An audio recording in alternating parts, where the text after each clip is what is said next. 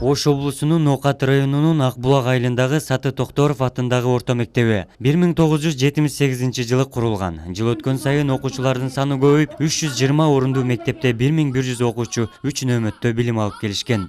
Жаңы мектептин пайдубалы 2015 жылы түптөлүп, тендердик баасы 33 миллион сомду түзгөн.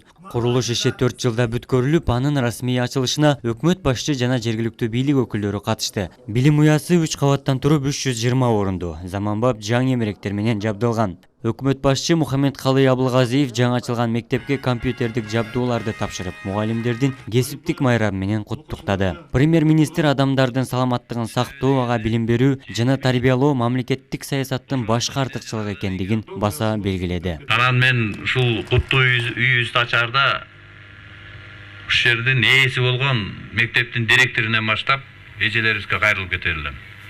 Мындай мектептерди салып атабыз, бала бакчаларды салып атабыз. Бирок ичиндеги маңызын кылалы биз. Бул маңызы эмне? Билимди сапаттуу берели. Илгери деле мына агайларыбыз сарайда окушканда, билимди алышкан. Себеби дегенде мугалимдер ошондой болгон. Талап кылган. Эне ата деген мугалимге балдарын тапшырып койгон. Мына сен эмне кылсаң өзүң бил, сөөгү меники, калганы сеники деген. Ушул жерге келгенде заңгыраган мектепке канча деген каражаттар кетип атат. Мына миллиондогон сомдор, мен айтпай эле коеюн. Миллиардтаган сомдор кетип атат азыр. Бирок ичиндеги билим бергенди калганын баары эже агайлар силердин колуңарда. Республика боюнча быйыл 111 мектептин курулушу башталган. 2012 жылы билим берүү тармагына 21 миллиард сом бөлүнсө, акыркы 3 жылдын ичинде бул сумма 30 миллиард сомго чейин көтөрүлгөн. Бул каражат балдардын сапаттуу билим алуусун жакшыртуу үчүн каралган. Билим берүү тармагында көйгөйлөр көп экендигин, бирок баары калыбына келе тургандыгын билим берүү министри Канибек Исаков билдирди. Мектептер боюнча атайын биз жоолорду буга чейинки кылып келинген, мына 28 жылдан бери пайдаланып келген жоолордун баарын өзгөртөлү деп атабыз. Өзгөртмөйүнчө биз сапаттуу жана мазмуну терең окуу китептерин жасай албай калышыбыз мүмкүн.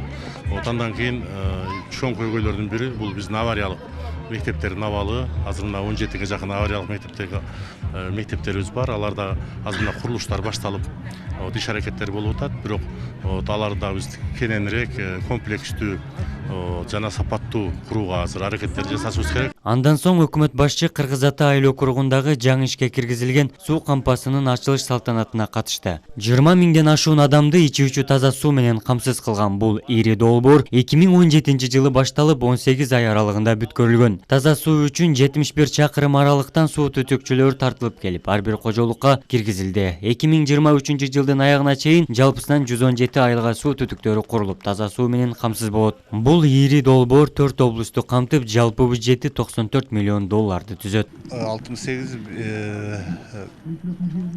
миң метр сет линиясы тартылып, азыр 3058 кожолукка 100% суу менен камсыз болуу алдында турат азыр. Бизде учетчиктер коюлду, суу эсептегичтер. Бул суу эсептегичтерди биз 82%-ын гана койдук, дагы коюп кетишип атат азыр. Ошентип 100% эл суу менен камсыз болот. Бардык үйлөргө суу түтүктөрү тартылып, суу менен камсыз, таза суу менен камсыз болдук. Илгерки замандарда, илгерки заман эмес, былтыры там баштап, ошонун нарагында арыктардан, көлмөлөрдөн ылай, ар түрдүү сууларды ичип элек. Кудайга шүгүр.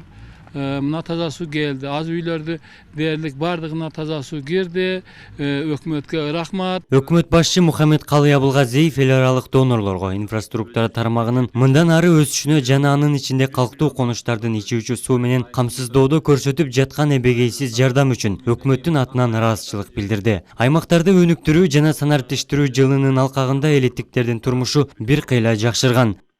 Экинчи мына азыр мектепти ачып келдик.